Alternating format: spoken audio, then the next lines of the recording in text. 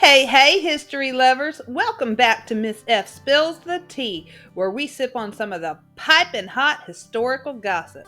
And today, we're diving into the juiciest scandals of the progressive era, brought to you by the original drama queens and kings of investigative journalism, the Muckrakers. These journalists weren't just spilling tea, they were drowning the public in it, and trust me, the tea was scalding. We're talking corruption, monopolies, child labor, filthy meat. Yeah, it was nasty. Grab your cups because it's time to get real.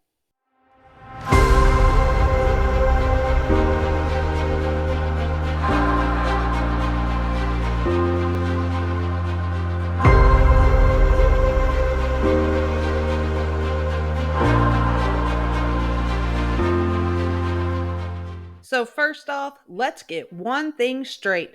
These muckrakers were not afraid to get their hands dirty. They dug through the filth of society to expose the truth, and honey, they did not hold back.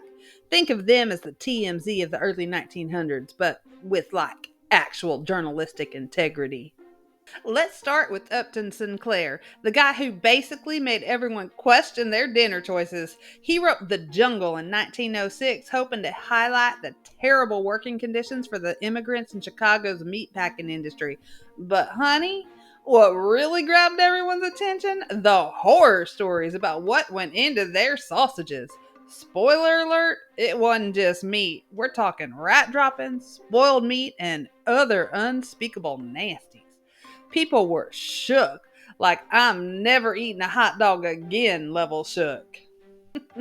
I mean, Teddy Roosevelt himself was gaggling. This scandal led to the Pure Food and Drug Act and the Meat Inspection Act of 1906. So next time you check that expiration date, you thank Upton Sinclair for making your food a little less disgusting. Oh, but wait, the drama keeps coming. Ida Tarbell was the OG whistleblower. Her target? Only the richest man in the world, John D. Rockefeller. In her series, The History of the Standard Oil Company, she exposed his shady tactics, bribing politicians, sabotaging competitors, and basically running a monopoly like a mafia boss. I mean, Rockefeller was the Jeff Bezos of his time, but shadier. Ida was fearless, spilling all his dirty secrets because, fun fact, his underhanded business moves destroyed her dad's oil business, so you know this was personal. Thanks to her, the Supreme Court ordered the breakup of Standard Oil in 1911. Talk about girl power. Next up, Lincoln Steffens. This guy wasn't about the meat or oil. He was all about that political tea. In The Shame of Cities, he exposed the corruption in city governments. He was like, y'all's mayors are taking bribes left and right. Politicians were shaking in their boots because he was calling out their dirty deals with big businesses. It was like a reality show reunion. Receipts everywhere. People were scandalized, but it led to reforms in city governments, more voter power, and the beginnings of what we call good governance. Thanks for keeping it real, Lincoln. If Instagram had been around back then, Jacob Riis would have been verified with 1 million followers. Why? Because his photojournalism and How the Other Half Lives showed the gut-wrenching poverty in New York City slums.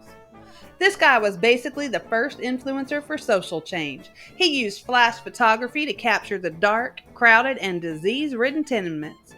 It was so bad that people were like, wait, people live like this? His work got people talking and pushed for housing reforms. Total social justice icon. Oh, and let's not forget Thomas Nast, the cartoonist who took down Boss Tweed and his political machine, Tammany Hall. He didn't just spill the tea, he painted it in full color. His cartoons exposed Tweed's corruption to people who couldn't even read. And get this, Tweed was quoted as saying, "Stop those darn pictures," because the public finally saw him for the crook he was. And just like that, political cartoons became the meme culture of the 19th century.